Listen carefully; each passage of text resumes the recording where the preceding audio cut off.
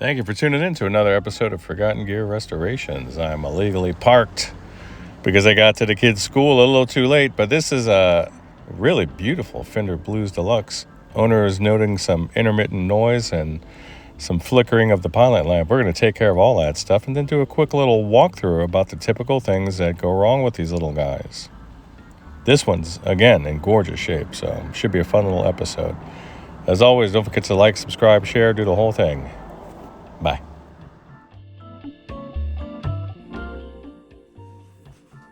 Top of the afternoon, goons and mutants. It's nice to be back on a Wednesday. I'm about to leave the house, but Rob, your Fender Blues Deluxe, it was on my mind, my friend. So I just popped her open. She's in great shape, first of all. I was able to fix the intermittent pilot lamp by relieving some of the tension on these wires, so no issues now. Looks great. Your circuit board actually looks great. Speaking in generalities, one of the main reasons, aside from leaky caps, that I received these guys is because people are having issues with reverb or channel switching, or just random noises. And what tends to happen is, let me just get you in there. What tends to happen is, in this area here, this is where your transformer has a tap for the low voltage. However, it's not really wound properly, so a lot of power needs to be knocked down, and they do it in a very crude way with these giant cement resistors. And then they have a crude voltage regulator system set up for plus and minus 16 volts DC. That's done by way of these Zener diodes here on either side of these filter caps for that supply. And these guys get very hot, and they tend to start charring the board, and then traces lift and all hell breaks loose. So that hasn't happened yet. I'm not seeing any evidence of that. Also, though these have come equipped with the infamous Illinois caps, these aren't really the bad ones. These are testing just fine. I did a quick ripple check. You're not having any issues. In fact, you're having no issues whatsoever inside of the amp. Where you're having the issue is that these power tubes are microphonic.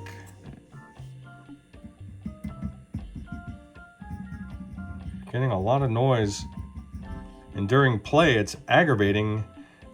It's aggravating the condition of these tubes as they're just right next to the driver. They're just vibrating. It's a harsh environment for some tubes. But yeah, I mean, otherwise she's doing really good.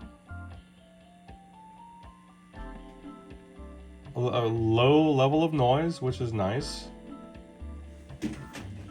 Let's just run a quick signal just for fun, because that's what we do. Test a reverb. Why would I not do that?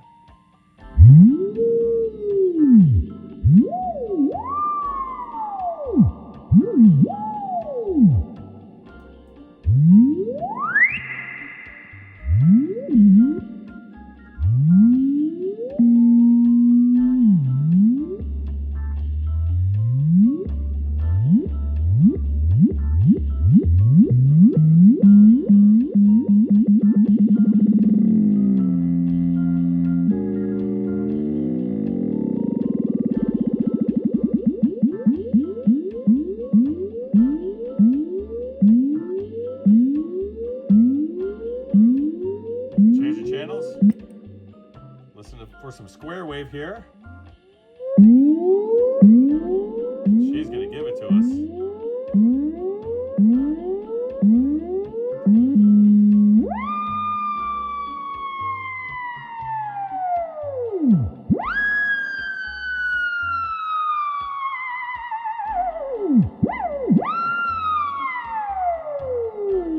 So what do I recommend? I recommend a new pair of output tubes. Clean the sockets, retention if necessary, but it's really not on that end. Make sure all the hardware is tightened. Typically what we see is that the hardware is loose. So we'd want to pop off those knobs. We'd want to do a check across all the hardware across the front, or rather the control panel, and then obviously as I said, the speaker and the extension jack there. You're going to want to clean out your jacks up top because a lot of dust will literally just fall right into them. And that's about it. I took a close look at your tube PCB. I'm not seeing any parts that need to be fortified with additional solder. But I can tell you this, if this is a forever amp, and I'm not trying to upsell you, I just have to tell you, because you may come back with this someday, and it could be decades from now. So just take what I say with a grain of salt, because it's just something we see a lot. And then a lot of people don't see it at all. But bear in mind, I only see broken amps. You have 2 resistors on board by the phase inverter that one of them typically opens up, and then you'll get complete silence. They're not really rated for the task at hand. And in a similar manner, these guys here, the aforementioned low voltage supply components, these 2 Zeners and these 2 cement wire wound resistors, they're too close to the board. There's a lot of current that's going through these little pads here, these little solder pads, the little round area you see the lead disappearing into, and they start burning.